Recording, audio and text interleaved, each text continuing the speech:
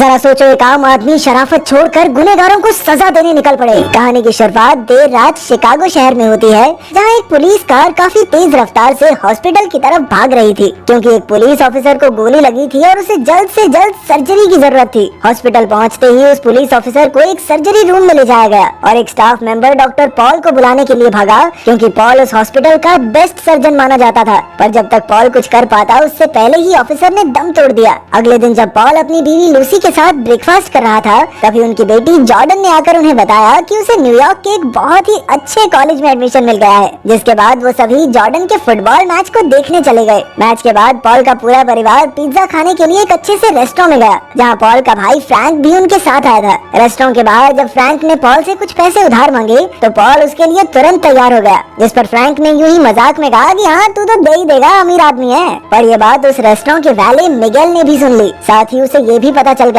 कि पॉल का पूरा परिवार रात को कहीं बाहर जाने वाला है। इसीलिए जब वो गाड़ी लेने के लिए गया, तो उसने गाड़ी के नेविगेशन से उनके घर का एड्रेस निकाल लिया। उधर शाम को पूरा परिवार पॉल का बर्थडे मनाने के लिए बाहर जाने को तैयार हो ही रहा था कि अचानक से पॉल को हॉस्पिटल से अर्जेंट कॉल आ गया, जिसके बाद वो तुरंत हॉस्पिटल के लिए निकल गया, क्योंकि किसी की जान खतरे में थी। लूसी और जॉर्डन भी घर का कुछ सामान लेने के लिए मार्केट चले गए। जब वो दोनों शॉपिंग करके वापस आए, तो उनके घर के बाहर एक वैन खड़ी हुई थी, जिस पर उनका ध्यान ही नहीं गया। घर में घुसते ही जॉर्डन अपनी दोस्त से बात करने के लिए ऊपर चली गई और लूसी पॉल के बर्थडे के लिए केक बनाने लग गई, पर उनका ध्यान दरवाजे के पीछे मौजूद परछाई पर बिल्कुल नहीं गया। थोड़ी देर बाद लूसी ने देखा कि हवा की वजह से कुछ कागज उड़ रहे थे। जब वो पास की खिड़की को बंद करने गई, तो उसने वहाँ मिट्टी से बने पैरों के निशान देखे, जिससे उसे घर में किसी के घुसने का एहसास हुआ। उसने फौरन जॉर्डन को नीचे आने के लिए जोर से आवाज लगाई, पर तब तक एक आदमी जॉर्डन के बाथरूम में छिप चुका था और जॉर्डन के बाहर आते ही उसने उसे पकड़ लिया। असल में उनके घर में 3 चोर घुस चुके थे,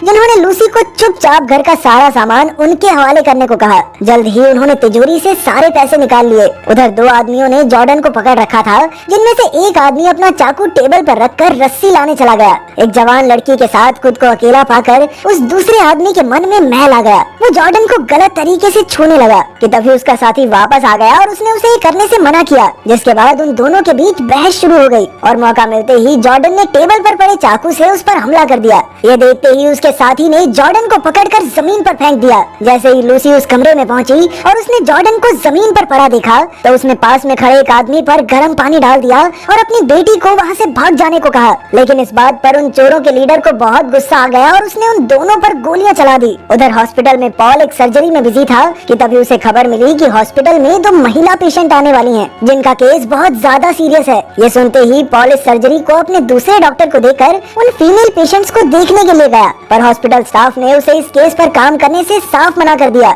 जब तक पॉल को पूरी बात का पता चला, तब तक लूसी मर चुकी थी और जॉर्डन की सर्जरी हो रही थी। अपनी पत्नी को मरा हुआ देखकर वो बहुत परेशान हो गया। कुछ देर बाद रेंस और जैक्सन नाम के 2 डिटेक्टिव्स पॉल से कुछ सवाल पूछने के लिए आए। पुलिस वालों ने पॉल को भरोसा दिलाया कि वो जल्द ही गुनहगारों को पकड़ लेंगे। तभी नर्स ने आकर ये बताया कि जॉर्डन सर्जरी से जिंदा बाहर आ गई है, पर फिलहाल के लिए वो कोमा में है। कुछ दिनों बाद भी पुलिस के हाथ कोई सुराग नहीं लगा और अब पॉल की फ्रस्ट्रेशन बढ़ती जा रही थी।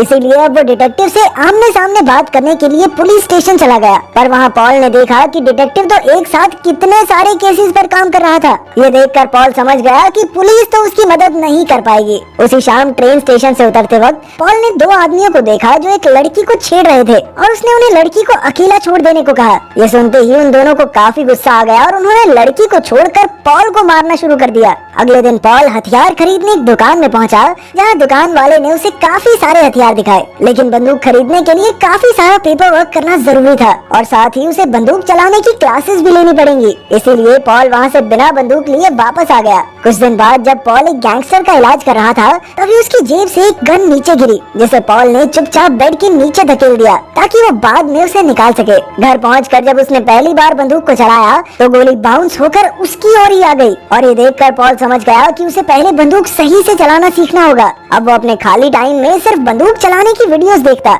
अब रोज प्रैक्टिस करने के बाद अब उसका निशाना काफी अच्छा हो गया था। एक दिन पॉल को आईसीयू में बुलाया गया, जहां डॉक्टर्स ने उसे बताया कि जॉर्डन की हालत दिन पर दिन खराब होती जा रही है। अपनी बेटी के चेहरे को देखकर उसे एहसास हुआ कि वो क्रिमिनल खुलेआम घूम रहे हैं और यहाँ उसकी बेटी जिंदगी और मौत की लड़ाई लड़ रही है। अब उसके अंदर का शरीफ इंसान खत्म हो चुका था और उसने सोच लिया कि अब वो इंसाफ करके रहेगा। रात होते ही उसने अपनी गन लोड की और वो एक हुडी पहनकर शिकागो की सड़कों पर निकल गया। थोड़ी देर बाद ही उसने दो आदमियों को देखा जो एक औरत से उसकी गाड़ी छीन रहे थे। पॉल भी जमीन पर लेटकर उन पर गोली चलाने लगा। उसकी चलाई गोली सीधा जाकर ड्राइवर को लगी, लेकिन इसी बीच कांच का एक टुकड़ा पॉल के हाथ में लगने की वजह से उसका भी खून बहने लगा। तभी वो दूसरा आदमी गाड़ी से उतरा और अंधाधुंध पॉल पर गोलियां बरसाने लगा। पॉल ने जैसे तैसे गाड़ी के पीछे छिपकर अपनी जान बचाई और सही मौका मिलते ही उस आदमी के माथे के बीच में गोली मारी, लेकिन उसे ये नहीं पता था कि एक औरत ने ये सब रिकॉर्ड कर लिया था। उस आदमी को एक और गोली मारकर उसने लड़की को वहाँ से भाग जाने को कहा।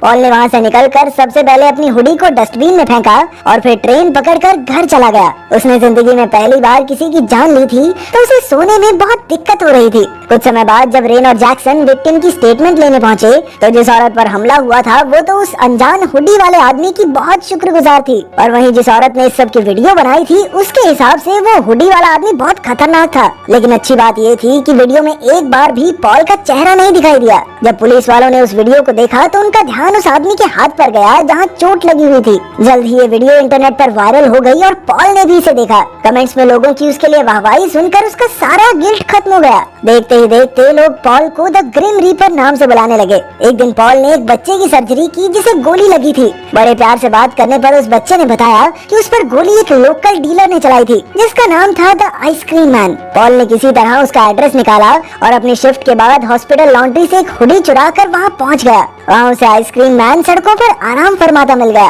पॉल ने बिना कोई वक्त बर्बाद किए सीधा जाकर उस पर गोली चला दी और वहाँ से भाग गया। कुछ समय बाद जब पुलिस वाले वहाँ पहुँचे तो उन्होंने फिर से हुडी में आए उस आदमी की कई कहानियाँ सुनी। तभी रेन की नजर कुछ बच्चों पर पड़ी जो शूटिंग सीन की एक्टिंग कर रहे थे। उसने ध्यान से देखा कि वो बच्चे अपना लेफ्ट हैंड यूज कर रहे थे। जब उन्होंने वीडियो में देखा तो उन्हें समझ आ गया कि ये काम ग्रिम रीपर का ही है। थोड़ी देर बाद ये खबर हर जगह फैल गई और पॉल भी इसे काफी खुशी से देख रहा था। कुछ दिनों बाद पॉल के पास इमरजेंसी में कोई और नहीं बल्कि मिगेल आया। उसे गोली लगी थी और उसका इलाज करते हुए पॉल ने उसके हाथ में अपनी घड़ी देखी। पॉल ने उसे बचाने की बहुत कोशिश की पर वो सर्जरी के बीच में ही मर गया। मौका देखकर पॉल ने एम्बुलेंस से उसका फोन चुरा लिया और मिगेल के फिंगरप्रिंट से ही उसे खोलकर वहाँ से निकल गया। अपने ऑफिस में बैठकर वो मिगेल की फोटोज देखने लग गया। तभी उसकी नजर उस फोटो पर पड़ी जो मिगेल ने उसकी गाड़ी में खींची थी। थोड़ा और ढूंढने पर उसे एक शराब के ठेके की फोटो मिली जहाँ चोरी किया हुआ सारा सामान बेचा जाता था। रात को पॉल ने एक और हुडी हॉस्पिटल लॉन्ड्री से उठाई और उसे पहनकर लिकर स्टोर पहुँच गया जहाँ उसने खुद को मिगेल का दोस्त बताया। लेकिन दुकान वाले ने उसकी हुडी पर लगा हॉस्पिटल का बैच देख लिया